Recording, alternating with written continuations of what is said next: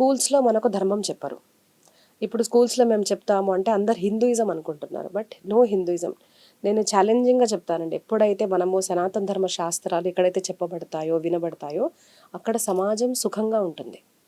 Because సనాతన ధర్మ శాస్త్రం విన్నవారు పాపభీరులు అవుతారు.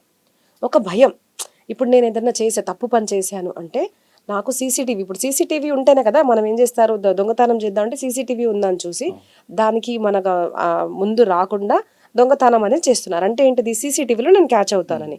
But there is one CCTV which is observing me. ఒక సీసీటీవీ భగవంతుడిది నన్ను ఎప్పుడూ అబ్జర్వ్ చేస్తుంది అని తెలియడం వల్ల ఏమవుతుందంటే దాంట్లో నుంచి నేను తప్పుకోలేను, ఆ సీసీటీవీని నేను బ్రేక్ చేయలేను. నేను చేసిన పాపము కాయ వాచ మనస చేసిన పాపానికి నాకు ఖచ్చితంగా నరకము, నాకు ఖచ్చితంగా ఏదో ఒక పనిష్మెంట్ అనేది ఉంది అన్న భయం వల్ల మనిషి ఏమవుతాడు చూడండి, ఖచ్చితంగా భయం వల్ల ధర్మం పాటిస్తారు.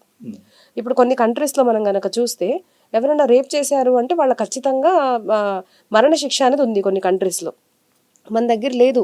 రేప్ చేసిన తర్వాత కూడా ఎన్నో రోజులు ఆ కేసు అనేది నడుస్తూనే ఉంది. 13-14 ఇయర్స్ దాకా కూడా అసలు నిజంగా జడ్జిమెంట్ అనేది రాదు. సో ఎందుకు ఇలా జరుగుతుంది, భయం లేదు.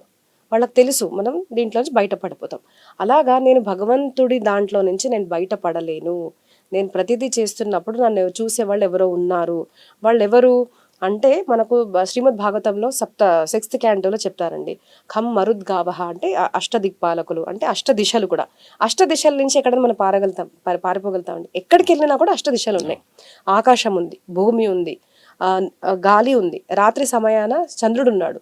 అంటే మనకు కనిపించినా కనిపించకున్నా కూడా చంద్రుడు అనేవాడు ఉన్నాడు. పగటి సమయంలో సూర్యుడు అనేవాడు ఉన్నాడు. కిరణాలు లేకున్నా కూడా వర్షం వచ్చింది అనుకోండి, సో హీస్ హిడెన్, కానీ సూర్యుడు లేడు అనలేం కదా మనము. సో ఇవన్నరూ నన్ను చూస్తున్నాయి అని ఖచ్చితంగా తెలియంగానే మనం ఏం చేస్తా అంటే అమ్మో నేను తప్పు చేసేస్తే నాకు ఖచ్చితంగా పనిష్మెంట్ దొరుకుతుంది అన్న ఒక భావన వల్ల మనిషి తప్పుడు మార్గం ఎంచుకోడండి.